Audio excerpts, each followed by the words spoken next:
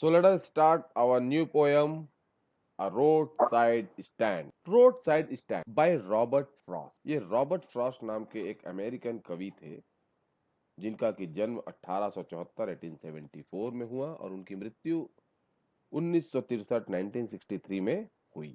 Is a highly acclaimed American poet. America में इनकी बहुत ही ज्यादा प्रशंसा की जाती थी। ऑफ द 20th सेंचुरी के सबसे प्रसिद्ध अमेरिकी कवि थे।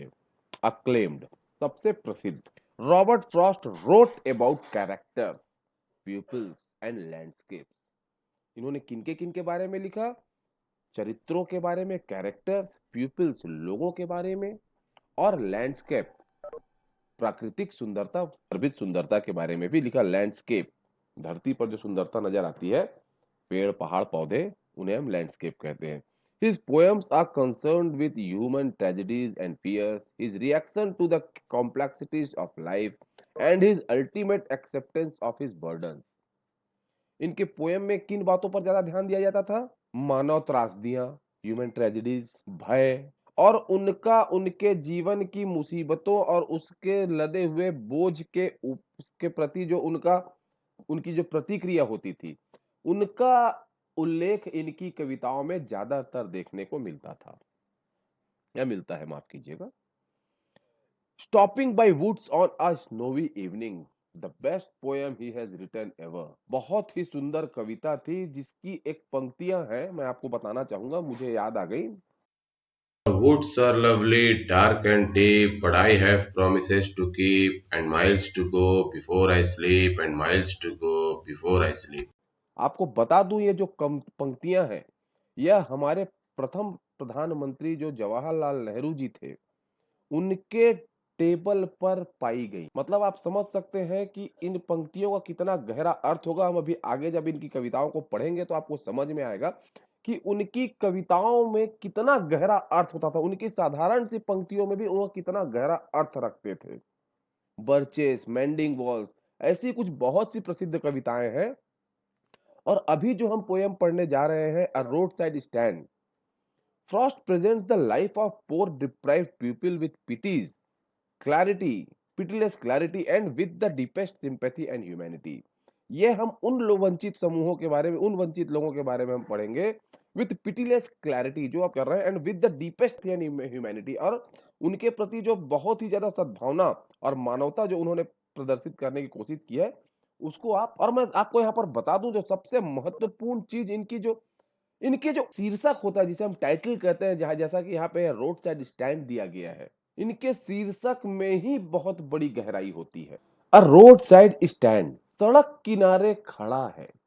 अब आप इस बात से कितने अर्थ निकाल सकते हैं, ये मैं आप पर छोड़ता हूं, लेकिन जो मुझे लगता है मैं आपको बताना चाहूंगा। सड़क किनारे खड़ा व्यक्ति कौन होता है? कौन सड़क किनारे खड़ा होता है? सबसे पहला, जो साधन विहीन हो, जिसके पास अपना खुद का साधन ना हो, वह मंजिल की तरफ जाना चाहता है और इंतजार कर रहा है कि शायद कोई उसकी थोड़ी मदद कर देता और मैं अपने मंजिल में पहुंच जाता। क्योंकि सड़क के किनारे होना और सड़क पे होना मतलब वो साधन संपन्न है, अपनी मंजिल की तरफ स्पष्ट है, वो चल रहा है। सड़क किनारे खड़ा व्यक्ति इंतजार कर रहा है, क्योंकि उसके पास साधन नहीं है, उसके पास उधर अपनी मंजिल को प्राप्त करने का कोई जरिया नहीं है। वह किसी न किसी के मदद की इंतजार में वहां पर खड़ा हुआ है।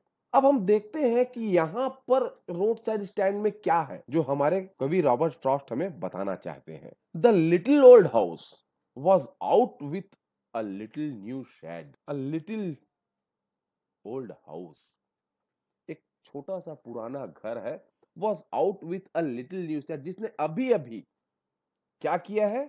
Out with a little new shed. Shed मतलब एक छप्पर डाला, एक छावनी डाली है। अपने घर के सामने में एक छोटा सा छप्पर अभी अभी निकाला है। In front at the edge of the road where the traffic sped. In front of the edge of the road, मतलब कहां पे है वो, जो घर से जो छज्जा निकाला है वो कहां है? इन फ्रंट, अपने घर के सामने में, at the edge of the road, जो कि सीधा सड़क के किनारे से जुड़ रहा है। वेयर, कौन सा स्थान है ये? The traffic sped. Traffic sped, यहाँ पे जो ये स्पैड है, ये जो स्पैड है, ये बताता है, ये स्पीड का थर्ड फॉर्म है, इस पास्ट पार्टिसिपल ऑफ स्पीड है। स्पीड का स्पीड मतलब गति, रफ्तार। जहां पे जो ट्रैफिक है, ट्रैफिक मतलब यातायात, जो गाड़ियों का आवागमन होता है, वो क्या है, बहुत ही रफ्तार से निकल stand the two pathetically played. ये प्लेड क्या है, प्लीड। प्लीड का पास्ट पार्टिसिपल है, याचना, आग्रह, कहते हैं ना प्लीज, प्लीड, याचना, आग्रह। कौन कर रहा है यह याचना, अ रोड साइड स्टैंड, वह जो रोड के किनारे जो कौन खड़ा है, वो जो पुराना, जो नया नया, जो पुराना घर है जिसमें अभी नया नया छप्पर निकला है, वह क्या कर रहा है, पैथेटिकली प्लेड, बड़ी ही करुणा से, बड़े ही विनम्रता से क्या कर रहा है, बड़ी दया भाव से, दया के भाव से वह याचना कर रहा है। और यहाँ पे देखिए, ये जो पैथेटिकली प्लेड है, ये हमारे पोएटिक डिक्शन में कहलाता है पर्सोनिफिकेशन। पर्सोनिफिकेशन का मतलब मानवीकरण। यहाँ पे हो क्या रहा है, यहाँ पर भाई मानवीकरण का मतलब यहाँ पे कौन याचना कर रहा है, वो जो छप्पर वाला घर है वो याचना कर रहा है। जबकि याचना करने का भाव किसका होता है, मानव का। वो तो एक एब्स्ट्रैक्ट थिंग है, वो तो कोई याचना कर नहीं सकता, बोल नहीं सकता। तो जब भी हम किसी एब्स्ट्रैक्ट नाउन के साथ में किसी इस प्रकार की क्रिया को जोड़ दें, तो उसे हम पर्सोनिफिकेशन कहते हैं। हमने रोड साइड स्टैंड का क्या कर दिया, पर्सोनिफिकेशन। और यहां पे आप एक चीज और देखेंगे, एलिट्रेशन, जिसे हम हिंदी में अनुप्रास अलंकार बोलते हैं, अक्षरों की पुनरावृत्ति। यहाँ पे पी की पुनरावृत्ति हो रही है ना, P pathetically played, P played, P pathetically, P played. तो यहाँ पे एक एलिट्रेशन भी बन रहा है। तो यहाँ पे दो पोएटिक डिवाइसेस, एक personification of a road side stand and a pathetically played, दो हमारे पोएटिक डिवाइसेस का इस्तेमाल किया गया है। It would not be fair to say for a dole of bread.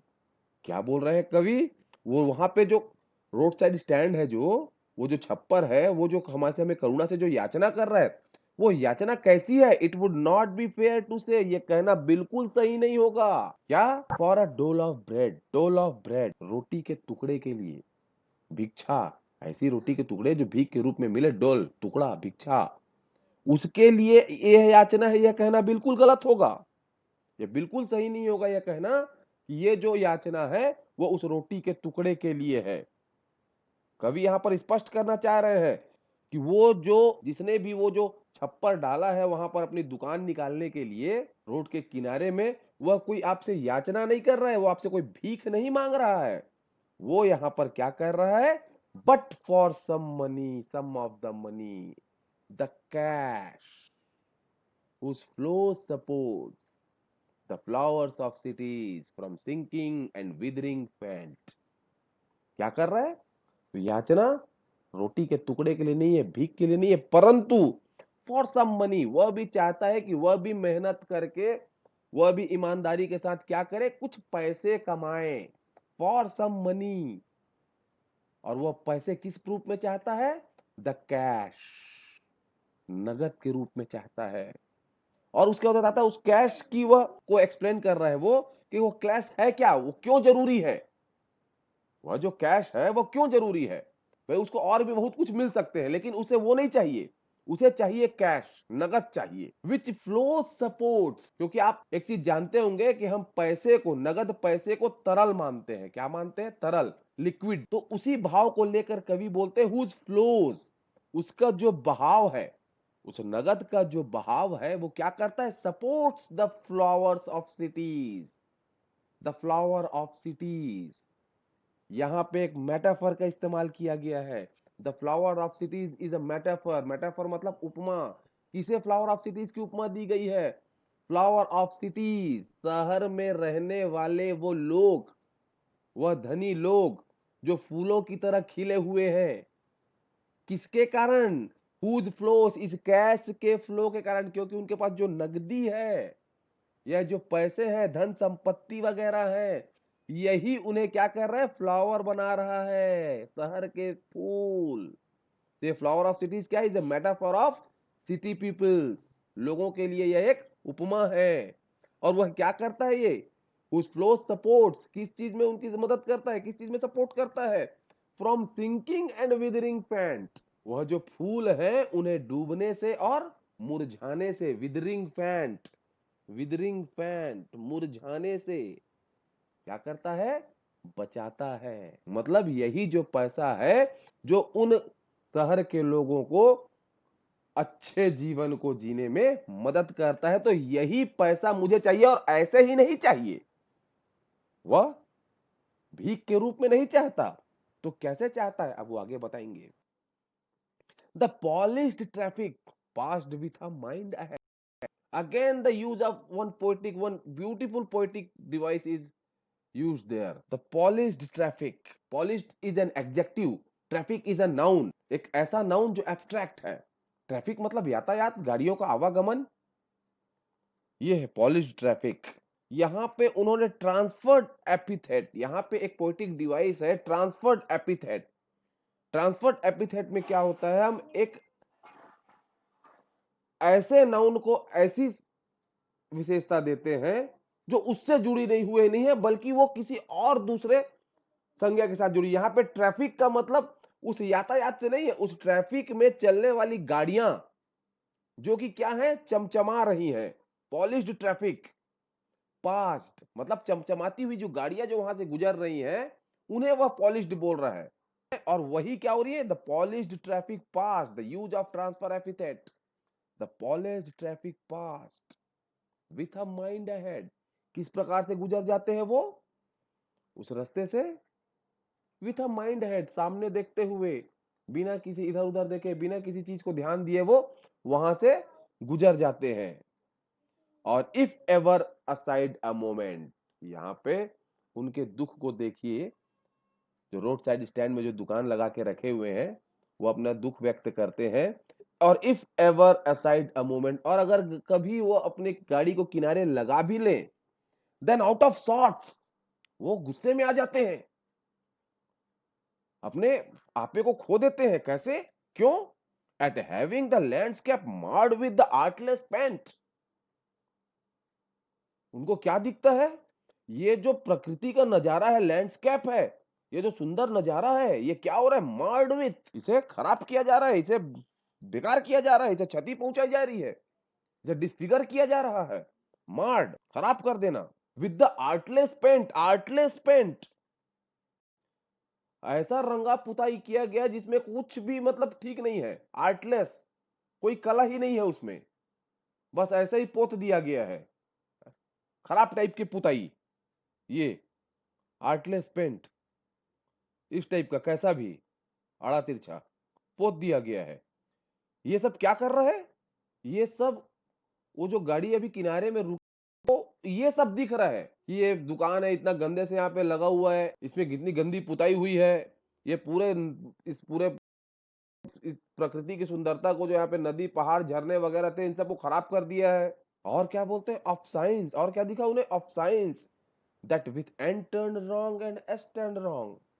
और उन्हें क्या नजर आता है, एक साइन नजर आता है, और इस साइन में क्या गड़बड़ी है, बोलते हैं वो, with N turn wrong and S turn wrong, जिसमें एन गलत टाइप से लिखा हुआ है, जिसमें एस का स्थान सही जगह पे नहीं। ये सब देख के उन्हें क्या आ रहा है, वो जो ट्रैफिक से वहां से जो निकल रहे हैं, जो लोग वहां से निकल रहे हैं, उन्हें गुस्सा आ रहा है कि अरे ये दुकान जो है, ये इसने सब गड़बड़ कर दिया, यहाँ पे कुछ भी अच्छा नहीं।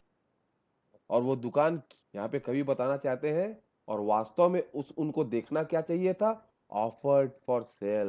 वो दुकान जिसको कोई देख नहीं रहा है, जिन्हें वो साइन का बोर्ड साइन दिखता है, जिन्हें वो गंदा पेंट दिखता है, जिन्हें वो प्रकृति का नजारा दिखता है, उन्हें ये नहीं दिखता कि उस दुकान में बेचा क्या जा रहा है। Offered for sale wild berries and wooden quartz. यहाँ पे वाइल्ड बेरीज जंगली जामुन, ये वाइल्ड बेरीज जंगली जामुन इन वुडन क्वार्ट्स, ये वुडन क्वार्ट्स है, इस प्रकार से लकड़ी के एक छोटे से डब्बे में रखा हुआ है। और crook necked golden squash with silver वॉट। क्रुक नेक्ड मतलब मुड़ी गर्दन वाला, गोल्डन स्क्वायर सुनहरे कलर का कद्दू, स्क्वैश लौकी टाइप की एक सब्जी होती है, विथ सिल्वर वॉट, जिसमें ये है गोल्डन स्क्वैश। इसमें देखिए यहाँ पे जो जो छोटे छोटे छोटे फोटके पड़े हुए ना, फोड़े टाइप के, वॉट्स मतलब मस्से, वॉट्स का मतलब होता है मस्सा, मस्से के समान। ये इस प्रकार का वहां पे क्या है, क्रुक नेक्ड, देखिए यहाँ पे गर्दन मुड़ी हुई ना, क्रुक नेक्ड गोल्डन स्क्वैश, ये golden squash with silver warts, जिसमें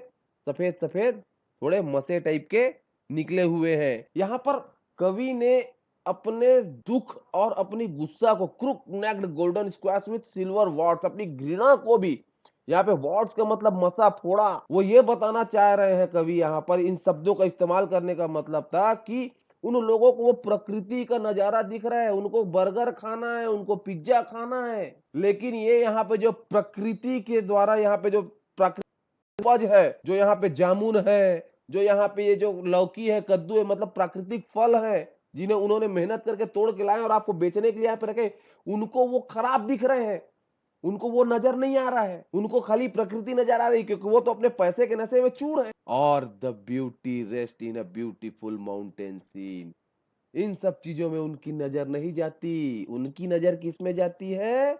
beauty rest in a mount beautiful mountain scene, उनको बड़े बड़े पहाड़ की सुंदरता का जो नजारा है उसमें उनकी नजर रुक रही है, ब्यूटी रेस्ट, उनकी जो नजर है वहां रुकती है। तब फिर वो जो रोड साइड स्टैंड के दुकानदार हैं जिनके तरफ से हमारे कवि ने अपनी बात रखी है, वह कहते हैं यू हैव द मनी, आपके पास पैसे हैं, but if you want to be mean, परंतु अगर आप मतलबी बनना चाहते हैं, मीन बनना चाहते हैं, why keep your money this crossly and go along this crossly, यहाँ पे अपने ग्रोथ को बताने का प्रयास किया। व्हाई कीप योर मनी, क्यों रखे हो पैसे और चले जाते हो, क्या मतलब है तुम्हारे पैसा रखने का, तुम्हारे पास जो पैसे हैं उसकी कीमत क्या है, जब तुम हमारे इन छोटे छोटे छोटे छोटे प्राकृतिक नेचुरल चीजों को आप खरीद नहीं सकते जो आपके स्वास्थ्य वर्धक है, आपको ये सब नहीं दिखता, हमारा गरीबी नहीं दिखता, हमारे पेट की रोजी रोटी, हमको यहाँ पे कोई मॉल नहीं बना के रखे हैं हम लोगों ने यहाँ पे आपके लिए, हम इससे कोई बहुत बड़े आदमी नहीं बन जाएंगे, तो क्यों भैया, क्या मतलब है आपके पैसे का, पैसा हमारे तक नहीं आ सकता, this crossly and go along रखे रहते हो और चले जाते हो यहाँ से, जाओ भाई। तब फिर कवि कहते हैं the hurt to the scenery wouldn't be my complaint, the hurt to the scenery, कौन सा सीनरी का हर्ट, वही the marred with artless paint of sign that with N turn wrong and S turn wrong, जो वो उनसे तकलीफ हुई थी उनको, द हर्ट, कौन हर्ट हुआ था उनसे, वो कार में बैठे हुए वो लोग, वो पॉलिश ट्रैफिक के लोग जो थोड़ी देर के लिए कार को बगल में खड़ा किए हैं, उनको जो दुख हुआ उस सीनरी को देख के, वुडंट बी माई कंप्लेंट, कवि कहते ये मेरी शिकायत नहीं है, मैं आपको इस कविता के माध्यम से ये नहीं बता रहा हूं कि उन कार वाले लोगों को, उन अमीर लोगों को, इन बगल के झुग्गर झोपड़ी लगा के जो अपने छप्पर डाल के जो दुकान लगा के रखे हुए हैं वो जो खराब कर रहे हैं, मैं उनकी तकलीफ के बारे में नहीं बता रहा हूं, ये मेरी शिकायत नहीं है इस पोएम को लिखने के प्रति, तो क्या है, so much as the trusting sorrow, फिर एक बढ़िया शब्द का इस्तेमाल किया गया है, ट्रस्टिंग सॉरो, जितना कि इस trusting sorrow of what is unsaid, जो कि नहीं कहा गया, मुझे उन सीनरी से परेशान हुए लोगों के प्रति जो उनको दुख हुआ है वह मेरी शिकायत नहीं है, जितनी की मेरी शिकायत इस ट्रस्टिंग सॉरो जो कि अभी तक नहीं किया गया। ट्रस्टिंग सॉरो क्या है, यह ट्रस्टिंग सॉरो है shed in hope of attracting, ये ट्रस्टिंग किस चीज का ट्रस्ट है, किस चीज का विश्वास है उनको, जो वहां पे लगे रखे हुए हैं, जो वहां पे छप्पर लगा के उन्होंने एक विश्वास के साथ रखा था कि जो गाड़ी यहाँ से निकलेंगी वो रुकेंगे कुछ देर के लिए और हमसे कुछ खरीद लेंगे, यह ट्रस्ट था उनके मन में जो कि अब दुख में तब्दील हो गया, सौरो, और उनका दुख क्या है, जो कहा नहीं गया, अनसेड है, और उसी को ये जो कॉलोन है, आपने देखा होगा ये कॉलोन, इसे हम कॉलोन बोलते हैं, पंक्चुएशन मार्क्स है जिसका इस्तेमाल हम कब करते हैं, जब पिछले वाक्य को एक्सप्लेन करने के लिए आगे के वाक्यों का इस्तेमाल जब लिखने जाते हैं तब हम इस कॉलोन, मतलब अब ये कॉलोन लिखकर ये कवि ने बताया है अपनी कविता में कि व्हाट इज अनसेड, अब वो उसे एक्सप्लेन करने जा रहे हैं, क्या अनसेड है, here far from the city we make our road side stand, वो बता रहे हैं here far from the city, हम यहाँ इतनी दूर शहर से, we make our road side stand, हमने ये जो छप्पर डाल के रखे हैं, अपना रोड साइड स्टैंड बना के रखा है, अपनी दुकानें लगा के रखे हैं, and ask for some city money to fill in hand, यहाँ पे देखिए, यहाँ पे एक नए शब्द का इस्तेमाल किया है कवि ने, सिटी मनी और कंट्री मनी में एक डिफरेंस पैदा किया है उन्होंने, इस डिफरेंस का आगे हम और आपसे चर्चा करेंगे, and ask for some city money, इन शहर वालों के जो पैसे हैं उसे हम भी टू फील इन हैंड, हम भी थोड़ा अपने हाथ में महसूस करना चाहते हैं, मतलब आप हमारे से सामान लेंगे तो हमको भी थोड़े पैसे मिलेंगे, तो हमें भी उस पैसे का थोड़ा सा आनंद मिलेगा, किस चीज के लिए, to try if it will not make our being expand. हम भी कोशिश करके देखेंगे क्या यह हमें भी इसी प्रकार से विस्तृत होने करने में मदद करता है या नहीं, मदद करेगा या नहीं। जो पैसा आप लोगों को आज इस ऐश्वर्य में, इस वैभव में जीवन दे रहा है, शायद वो पैसा हमारे हाथ में भी आए, हम भी महसूस करना चाहते हैं कि क्या यह हमारी भी कुछ इस प्रकार से बड़ा होने में मदद करेगा। And give us the life of the moving pictures promise. और किस प्रकार के जीवन की बात कर रहे हैं, और क्या ये शायद हमें भी उस प्रकार का जीवन दे सके। कैसा जीवन? The moving pictures. The moving picture क्या है? मूविंग पिक्चर सिनेमा पिक्चर में जो देखते हैं ना हम लोग फिल्म में, जिस प्रकार का जीवन, बढ़िया बढ़िया घर, बढ़िया बढ़िया गाड़ी, सूट कोट पैंट पहन के घूम रहे हैं, यही तो सब बताते हैं ना। And give the life of the moving picture promise, मतलब जो मूविंग पिक्चर में जिस प्रकार के जीवन को दिखाया जाता है, शायद हम भी इस प्रकार का जीवन इस पैसे से प्राप्त कर लें। और क्या बोलते हैं? That the party in power is said to be keeping from us. यहाँ पर इन्होंने फिर एक सार्काज्म किया है कवि ने। क्या सार्काज्म है, क्या ताना है? That the party in power, सत्ता में जो अभी जो पार्टियां हैं, जो भी पार्टी है जिसका शासन है, कांग्रेस, भाजपा, बहुजन, जो भी हो पार्टी, राजनीतिक पार्टी, पॉलिटिकल पार्टी जो पावर में है, सत्ता में, जिसकी सरकार है, इज सेड टू बी, जिसे कहा जाता है कीपिंग फ्रॉम अस, यही हमसे क्या रखे? कीपिंग फ्रॉम, हमें वंचित रखा है इन। क्योंकि कहने का मतलब क्या है, जब वोट का समय आता है, जब चुनाव का समय आता है, तो यही पार्टियां क्या करती हैं? हमें वादे करती हैं। तो इसका मतलब है इन्हीं पार्टियों की वो जिम्मेदारी थी, और अगर हमारे पास वैसा जीवन नहीं है तो यह इन पॉलिटिकल पार्टियों के कारण ही है। 3 बातें बोल दी कि इस पैसे से हम भी देखना चाहते हैं कि हमारा भी जीवन इस तरीके से बड़ा हो सकता है कि नहीं, जैसा कि हम पिक्चरों में देखते हैं। और ये जो पार्टियां हैं, पॉलिटिकल पार्टियां, इन्होंने ही हमें इनसे वंचित रखा है। अब अगले लाइन में फिर बताते हैं कवि, it is in the news that all this pitiful in. दयनीय रिश्तेदार, ये जो सारे दयनीय रिश्तेदार हैं, are to be bought out. ये अभी अभी खबर सुनी है, सुनने में आया है, यह बात न्यूज में आई है कि that all this pitiful in are to be bought out. Bought out, bought out का मतलब होता है किसी भी चीज को खरीद लेना, खरीद के वहां से हटा देना। बॉट आउट क्या किया गया? Are to be bought out, क्या किया जाने वाला है? उनका जो इलाका है वहां पे अब अधिग्रहण होने वाला है। अधिग्रहण का मतलब उनको वहां से हटा के दूसरी जगह ले जाया जाएगा, और उसके बदले में उन्हें कुछ पैसे और कुछ साधन दिए जाएंगे। पुनर्वास, आप शब्द अगर सुने होंगे, रिहैबिलिटेशन, पुनर्वास। जब होता है, बांध वगैरह बनाते हैं, फैक्ट्रियां वगैरह बनाते हैं, तो वहां पे अगर कोई मूल निवासी हो और उस जगह की इस्तेमाल अगर किसी बिल्डर को या किसी फैक्ट्री वाले को या बांध बनाने के लिए सरकार करनी होती है, तो वह उन्हें वहां से हटा के दूसरे जगह बसाते हैं, जिसे हम पुनर्वास कहते हैं। तो उसी प्रकार की एक खबर आई है। And mercifully gathered in to live in villages, और उन्हें क्या किया जाएगा? उन्हें भी इसी तरीके से वहां से हटाया जाएगा, और मर्सीफुली, बड़े ही दया के साथ उन्हें क्या किया जाएगा? Gathered in to the live in village, एक नए गांव में गैदर्ड इन, इकट्ठा करके नए गांव में ले जाया जाएगा, नेक्स्ट टू द थिएटर। अब यहाँ पे बड़ी मजेदार चीज है, और वो गांव कहाँ पे होगा? मतलब उनकी जो बसाहट, जो नई बसाहट होगी, वो कहाँ होगी? Next to the theatre and the store, मतलब शहर में ही किसी ऐसे स्थान में जहां पे उसके बगल में थिएटर होगा, मतलब मॉल्स होंगे, बड़े बड़े सिनेमा घर होंगे, बड़ी बड़ी दुकानें होंगी। ऐसी जगह पर उनको ले जाने की खबर आ रही है, where they won't have to think for themselves anymore. और ऐसा कहा जा रहा है कि वहां जाकर अब इन्हें अब अपने बारे में ज्यादा नहीं सोचना पड़ेगा। While greedy good doers, beneficent beast of prey, again the use of poetic device, greedy good doer, oxymoron का इस्तेमाल किया गया है, विरोधाभास। beneficent beast of prey, greedy good doer, greedy मतलब लालची, good doers अच्छा करने वाले। तो अच्छा करने वाले लालची हो सकते हैं क्या? नहीं। ये एक विरोधाभास है उन लोगों के लिए जिन लोगों ने, ये कौन होंगे? दलाल होंगे, नेता होंगे, जो जमीन की दलाली कर रहे होंगे, जो उन लोगों के पास क्या बोल कर रहे हैं, अब हम आपको बहुत अच्छे से बसा देंगे, हम आपको वो सब चीज देंगे, अब आपकी गरीबी हट जाएगी, अब आप लोग शहर के पास बसेंगे। इस प्रकार से उनको कितनी चिकनी चुपड़ी बातें कर रहे हैं। तो उन्हें क्या कहा? ग्रीडी गुड डूअर्स, ये जो लालची अच्छा करने वाले हैं, मतलब उन्हें फिर एक सार्काज्म किया है, ताना मारा है कि तुम उनका भला करने नहीं जा रहे हो। बेनिफिशिएंट बीस्ट ऑफ प्रे, कभी कोई जानवर जो शिकारी जानवर होता है वो कभी फायदेमंद हो सकता है, बेनिफिशिएंट हो सकता है? It's an oxymoron.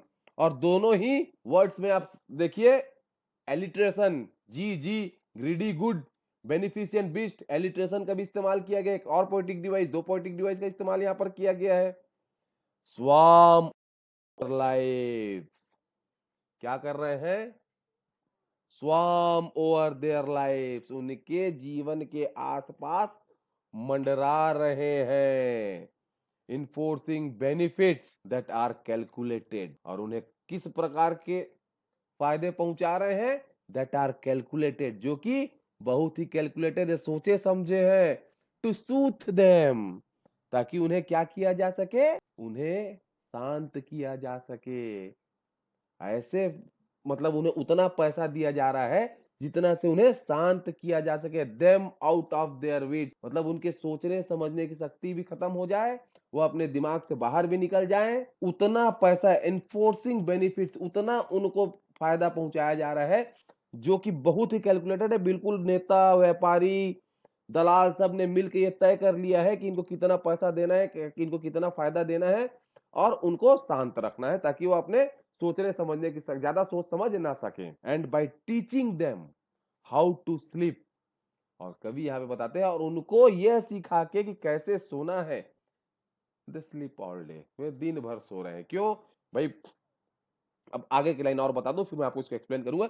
Destroy their sleeping at night the ancient way, और उनके जो रात को सोने की जो कला थी उसको उन्होंने बर्बाद कर दिया। द एंशिएंट वे, एंशिएंट वे का मतलब भाई हम लोग पुराने समय से कैसा कर रहे हैं, गांव के लोग या शहर के लोग, जो भी जो मेहनत कश आदमी होते हैं वो क्या करते हैं? एंशिएंट वे, सदा दिन से पौराणिक हमारी परंपरा है। दिन में काम करते हैं, रात में सोते हैं। दिन में काम करके थक जाते हैं, रात में सोते हैं। उसको क्या किया इन्होंने? बर्बाद कर दिया। कैसे? इनको क्या किया भाई? मेहनत करने वाले थे, रोजी रोटी कमाते थे, दिन भर काम करते, रात को सो जाते। तो इनको अब इनके जमीन के लालच में, कंट्रीमैन्स के पास क्या है? जमीनें हैं, ठीक है, उनके पास बहुत ज्यादा आय के साधन नहीं है, लेकिन उनकी अपनी जमीनें तो है ना, जिससे वो अपने उत्पादन करके अपना पेट पाल लेते हैं। उन जमीनों को थोड़ा बहुत पैसा देके उनसे क्या कर लिया? खरीद लिया। अब क्या है? अब उनको पैसे की आदत डाल दी, अब उनको आराम के जीवन की आदत डाल दी। अब वो काम क्यों करेंगे? और काम नहीं कर रहे हैं, बड़े आराम से दिन भर घूम रहे हैं, तो रात को सो भी नहीं पा रहे हैं, तो अब दिन भर सोते हैं। मतलब उनकी पूरी दिनचर्या ही बिगाड़ दी, उनकी पूरी आदत ही खराब कर दी। अब अगली लाइन में आते हैं। समटाइम्स, अब कभी अब अपनी अपनी विचारधारा यहाँ पे रख रहे हैं। Sometimes I feel myself can hardly bear, कभी कभी मैं सोचता हूँ कि मैं शायद ही ये बर्दाश्त कर पाऊं। किस चीज को बर्दाश्त कर पाऊं बोलते हैं वो? The thought of so much childish longing in vain, childish longing, बच्चों की तरह इच्छा रखना, लॉन्गिंग, इच्छा रखना। बच्चों की इच्छा होती है ना, बड़ी विचित्र सी, जो शायद ही पूरा हो सके। The thought of so much, इतनी ज्यादा बच्चों की तरह बचपने की इच्छा रखना, इन वेन, जो कि बेकार है। और वो इच्छा क्या है? That lurks, the sadness that lurks near the open window where, फिर यहाँ पे पर्सोनिफिकेशन का इस्तेमाल किया है। The sadness that lurks near the open window there, यह जो उदासी है, जो लर्क्स बार बार किधर की तरफ बढ़ रही है? लर्क्स, घसीट के पहुंच के, नियर द ओपन विंडो, वो जो खुली हुई खिड़की है उस तरफ वो जो उदासी बार बार बढ़ती है। तो क्या उदासी बढ़ सकती है? नहीं। यहाँ पे फिर क्या इस्तेमाल किया? पर्सोनिफिकेशन। भाई आदमी जो उदास है वो जाएगा ना, तो यहाँ पे उदासी का मानवीकरण किया गया है। तो वो जो उदासी जो बार बार उस खिड़की की तरफ जाती है, क्यों जाती है? That waits all day in almost open prayer, और क्या कर रही है? जो कि अपने प्रार्थना में पूरा दिन जिसका इंतजार करती है। किस चीज का? किस चीज के को देखने के लिए, किस चीज को झांकने के लिए, किस चीज की प्रार्थना कर रही है वो उदासी? For the squeal of brakes, squeal, ये है ब्रेक लगने की आवाज। जब गाड़ी घर के सामने ब्रेक लगता है ना, तो उसकी जो ची की आवाज आती है ना, squeal of brakes. The sound of stopping car, car की रुकने की आवाज, ब्रेक लगने की आवाज। क्या बता रहे हैं कवि? कि वो जो घर में लोग बैठे हैं, जो कि अपने मन में कैसी बच्चों की तरह इच्छा पाल के रखे हैं, और जिनकी उदासी बार बार खिड़की की तरफ दौड़ दौड़ के देखती है, जिसके लिए वो दिन भर प्रार्थना करते हैं, वो क्या है? वो इस ब्रेक लगने की आवाज है, कार रुकने की आवाज की का इंतजार है, of all the thousand selfish cars that pass. किन कारों के रुकने का इंतजार है? जो हजारों कारें, फिर यहाँ पर एक आपके सेल्फिश कार्स, फिर आपके यहाँ पे transfer epithet, selfish cars, the poetic device transfer epithet. क्यों? फिर मैंने बोला ना, यहाँ पे सेल्फिश एडजेक्टिव, कार एक नाउन है, लेकिन ये उस कार के लिए क्या कारें स्वार्थी हो सकती हैं क्या? नहीं, उसमें बैठे हुए लोग स्वार्थी होते हैं। यही ट्रांसफर एपिथेट है। कार बोल के वह उस संज्ञा को बताने का प्रयास किया जो उससे जुड़ी हुई है। तो सेल्फिश कार्स दैट पास, उन स्वार्थी लोगों के कार को, जो हजारों कारें जो वहां से गुजरती है, उनमें से शायद तो किसी कार के ब्रेक लगने की आवाज सुनाई देगी, शायद तो कोई रुकेगा, किसी कार के रुकने की आवाज सुनाई देगी। इसकी इच्छा लिए, ये चाइल्डिश लॉन्गिंग है इनके अंदर में कि इस जिसके लिए वो बार बार खिड़की की तरफ दौड़ के जाते हैं, बार बार वो अपनी प्रार्थनाओं में इस चीज का इंतजार करते हैं कि शायद कोई तो कार यहाँ पे ब्रेक लगा दे, शायद कोई तो गाड़ी यहाँ पे रुक जाए। और ऐसा होता नहीं है। Just one to inquire what a farmer price are, लेकिन और वो रुके, इतना तो पूछ ले कि भाई आपने जो सामान रखा है उसकी कीमत क्या है? कोई कार तो ऐसा करती। एंड वन डिड स्टॉप, हाँ अब एक रुका, just one to inquire what a farmer price are, कोई तो आके पूछता कि भैया आपकी कीमत क्या है, सामान जो बेच रहे हो कितने का है? एंड वन डिड स्टॉप, एक रुका भी, but only to plough up grass, किस चीज के लिए रुका? ये प्लो अप ग्रास, किस चीज के लिए रुका? Only to plough up grass in using the yard to back and turn around. एक जने रुका भी तो किस चीज के लिए रुका? वो गाड़ी को बैक करने के लिए। और बैक करने के लिए क्या किया उसने? उसके जो आंगन में, उसके यार्ड में जो थोड़ा सा घास लगा के रखा था, उसको भी उखाड़ दिया, एंड टर्न अराउंड, और चला गया। एंड अनदर, और एक रुका, क्यों रुका? To ask the way to where it was bound, रास्ता पूछने के लिए कि रास्ता कहाँ जाता। मतलब वो जो रुक रहे हैं, कभी उनके प्रति फिर ताना मारते हैं, फिर एक सार्कास्म पैदा करते हैं कि आपको वहां पे उन लोग जो दुकान लगा के रखे उससे 2-4 रुपए खरीदने की का टाइम नहीं है। कोई गाड़ी को बैक कर रहा है, कोई उनसे ये पूछ रहा है कि रास्ता कहाँ जाता है, लेकिन वो क्या बेच रहे हैं, क्या कर रहे हैं, कोई ध्यान नहीं दे रहा है। और एक के लिए तो और बोलते हैं, and another to ask could they sell it gallon of gas. और एक रुकता और क्या पूछता है, क्या आपके पास गैस मिलेगा, गैलन ऑफ गैस। क्या कई गाड़ियां गैस से भी चलती है, जैसे हमारे पेट्रोल स्टेशन होते हैं ना, वैसे ही ये चूंकि अमेरिकन टेरिटरी की बात हो रही है, तो वहां पे गैस स्टेशन भी होते हैं। तो वो उससे क्या, जैसे कि हमारे यहाँ के लोग क्या पूछते, पेट्रोल है क्या भाई?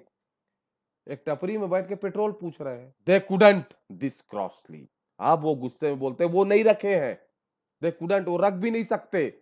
तुमको लग रहा है छोटे से छप्पर वाले दुकान में तुमको गैस मिलेगा? दे हैड नन, उनके पास नहीं है। डिडंट इट सी, क्या तुम्हें दिखाई नहीं देता? दे कुडंट, वो रख भी नहीं सकते। छोटे से दुकान में, टपरी में वो गैस रखेंगे? बेवकूफ हो, पूछने चले आए, गुस्से में बोलते हैं दिस क्रॉसली। अब उसके बाद बोलते हैं in country money the country scale of can. अब देखिए एक जगह क्या किस किस मनी के बात की थी कवि ने? सिटी मनी की। अब वो क्या बोलते हैं, कंट्री मनी में आ गए। मतलब दोनों पैसे में अंतर क्या है? सिटी मनी क्या कर रही है? सिटी मनी उन्हें मूविंग पिक्चर की तरह जिंदगी दे रही है, फ्लावर ऑफ सिटीज की तरह उन्हें डूबने से और मुरझाने से बचा रही है। लेकिन कंट्री मनी क्या करती है? कंट्री मनी मतलब जो गांव का पैसा है और शहरों के पैसे में अंतर क्या है? The country scale, the country scale of gain, गांवों में जो मुनाफे का जो मापदंड होता है वो कितना होता है? ये बोल रहे हैं भाई, वो जो सिटी मनी और कंट्री मनी के बीच में जो अंतर है, ही है। क्या है भाई? शहरों में आप ज्यादा पैसा कमाते हैं, मार्जिन ऑफ जो प्रॉफिट है वो ज्यादा होता है, बड़े बड़े व्यापार करते हैं आप, शहरों के पैसे और गांव में, शहर में मुनाफे का मार्जिन ज्यादा होता है, गांव में छोटा धंधा, छोटे पैसे। The country scale of gain, मुनाफे का जो अंतर होता है वो भी बहुत कम होता है, छोटा मुनाफा। द रिक्विसाइट लाइफ, रिक्विसाइट अपेक्षित, लाइफ ऑफ स्पिरिट, जो जीवन, जो अपेक्षित जीवन है, हैज नेवर बीन फाउंड। जिस प्रकार का रिक्विसाइट लाइफ ऑफ स्पिरिट, किस प्रकार के जीवन की वो उम्मीद कर रहे हैं, कैसी अपेक्षा करें वो अपने जीवन से, द मूविंग पिक्चर टाइप की, जैसे वो फिल्मों में देखते हैं, उस प्रकार की जो जीवन है of the country seems to has never been found. वो इस गांव के पैसे से, इस छोटे मुनाफे से जो ये जो अपेक्षा है जीवन की, वह प्राप्त नहीं की जा सकती। और so the voice of the country seems to complain, और यही जो वॉइस ऑफ कंट्री, मतलब वो जो गांव में रहने वाले लोग हैं, यही उनके शिकायत सा प्रतीत होता है, यही उनकी शिकायत है, ऐसा लगता है। अब कवि यहाँ पर अपनी संवेदना प्रकट करते हैं। I can't help owing the great relief it would B to put these people at one stroke out of their pain. I can't help owing the great relief it would be. मैं ये सोच नहीं पा रहा हूँ, बर्दाश्त नहीं कर पा रहा हूँ, the great relief it would be, कि इनको किस प्रकार से इससे निजात दिला पाऊं। To put this peoples at one stroke out of the, कि मैं एक बार में ही इनके पूरे दुख को खत्म कर सकूं। I can't help owing the great relief it would B, यह सोचने से मैं अपने आप को नहीं रोक पा रहा हूं। वो कहते हैं कि यह कितना बड़ा मेरे लिए रिलीफ होगा, मेरे लिए संतुष्टि होगी, कि अगर मैं इन्हें इनके दुखों से एक बार में ही, मतलब वे कहना चाहते हैं, वो जब रात को सो रहे हैं, सीधी सी बात है, जब वो इस विचार मंथन में है, तब उनके दिमाग में ये बात आ रही है कि मैं अपने आप को ये सोचने से रोक ही नहीं पा रहा हूं कि मैं एक बार में इनको इनके दुखों से निजात दिला सकूं। And the next day as I come back into sense, लेकिन क्या बोलते, ऐसा वो कब सोच रहे थे? पहली रात को सोते समय, जब वो अचेत अवस्था में थे, तो ऐसे विचार उनके मन में आ रहे थे। मतलब वो एक छद्म विचार थे, केवल सोच मात्र थी, इसमें व्यवहारिक कुछ भी नहीं था। क्योंकि वो अगला क्या बोलते हैं, and the next day as I come back into the sense, और जब अगले दिन इनसेन, सेन और इनसेन, सेन मतलब स्वस्थ दिमाग में, इनसेन मतलब पागल, तो जब मैं अपनी चेतना में आया, स्वस्थ दिमाग में आया, अगले दिन, I wonder how I should like you to come to me and offer to put me gently out of my pain. मैं क्या करने लगा, मैं आश्चर्य करने लगा कि कैसे, I should like you to come to me, कैसे मैं ये सोचूं कि आप मेरे पास आए, and offer to put me gently out of my pain, और मुझसे इस बात का आग्रह करें कि मैं आपको आपके दुखों से निजात दिला दिया हूं या दिला दूंगा। मतलब कवि यहाँ पर यह कहते हैं कि वो सोच तो रहे हैं कि मैं इनको इनके दुख से एक बार में इनका दुख खत्म कर दूं, लेकिन ये प्रैक्टिकल नहीं है, यह व्यवहारिक नहीं है, ऐसा एक बार में नहीं किया जा सकता। और जिसके लिए उन्होंने सारी बात कही है, इसके लिए हमको मिला जुला प्रयास करना पड़ेगा, और उन्हें भी अपने मुख्य धारा से लेकर आना पड़ेगा। So that is all with your poem the road side stand. Thank you.